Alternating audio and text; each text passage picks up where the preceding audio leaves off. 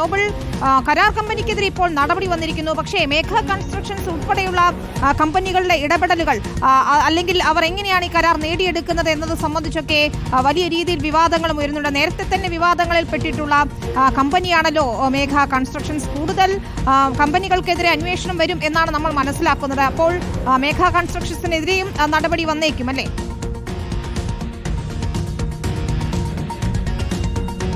വിനിത, അങ്ങനെ തന്നെയാണ് നമുക്ക് മനസ്സിലാവുന്നത്. കാരണം ദേശീയപാത വികസനത്തിൽ ഏറ്റവും വലിയ തിരിച്ചടിയും നാണക്കേടുമാണ് ഇപ്പോൾ ഉണ്ടായിരിക്കുന്നത് എന്ന കാര്യത്തിൽ യാതൊരു സംശയവുമില്ല. കേന്ദ്ര സർക്കാർ അതുകൊണ്ട് തന്നെ അതീവ ഗൗരവത്തോടെയാണ് ഈ വിഷയത്തെ കാണുകയും ചെയ്യുന്നത്. അതിന്റെ ഭാഗമായാണ് ഇപ്പോൾ വിദഗ്ധ സമിതി റിപ്പോർട്ടിന് പിന്നാലെ അടിയന്തരമായി 2 കമ്പനികൾക്കെതിരെ നടപടി സ്വീകരിക്കുകയും ചെയ്തത്. മറ്റൊരു പ്രധാനപ്പെട്ട കാര്യം നേരത്തെ വിനിത സൂചിപ്പിച്ചതുപോലെ തന്നെ മേഘ കൺസ്ട്രക്ഷൻ കമ്പനിയുമായി ബന്ധപ്പെട്ടുകൊണ്ടാണ് മേഘ എഞ്ചിനീയറിംഗ് ആൻഡ് ഇൻഫ്രാസ്ട്രക്ചർ ലിമിറ്റഡ് എന്ന കമ്പനി നേരത്തെ തന്നെ ഇലക്ട്രിക് ബോണ്ടുമായി ബന്ധപ്പെട്ട് വലിയ തരത്തിൽ വിവാദത്തിലേക്ക് പോയ കമ്പനിയാണ് എന്ന് നമുക്കറിയാം. പ്രത്യേകിച്ച് 966 കോടി രൂപയുടെ ഇലക്ട്രൽ ബോണ്ട് വാങ്ങിയ കമ്പനി അതിൽ 584 കോടി രൂപ നൽകിയതും BJPക്കാണ്. അത് മാത്രമല്ല ഈ കമ്പനി നേരത്തെ ഓരോ സ്ഥലങ്ങളിലും പ്രത്യേകിച്ച് രാജസ്ഥാൻ മുതൽ വിവിധ ഇടങ്ങളിൽ ഓരോ സ്ഥലങ്ങളിലും ഇത്തരത്തിൽ കരാറുകൾ മേടിക്കുമ്പോൾ 2019നും 2023നും ഇടയ്ക്ക് കൃത്യമായി തന്നെ കരാറുകൾ ലഭിക്കുന്നതിന് പിന്നാലെ തന്നെ ഇലക്ട്രൽ ബോണ്ടുകൾ വാങ്ങുകയും അത് BJPക്കടക്കം പ്രത്യേകിച്ച് കേന്ദ്രം ഭരിക്കുന്ന പാർട്ടിക്കടക്കം നൽകുകയും ചെയ്തു എന്നാണ് നേരത്തെ തെരഞ്ഞെടുപ്പ് കമ്മീഷൻ പുറത്തുവിട്ട രേഖകളിൽ നിന്ന് തന്നെ വ്യക്തമായിട്ടുള്ളത്. സ്വാഭാവികമായും മേഘ കൺസ്ട്രക്ഷൻ അടക്കമുള്ള കമ്പനിക്കെതിരെയും ഇതുമായി ബന്ധപ്പെട്ടുകൊണ്ട്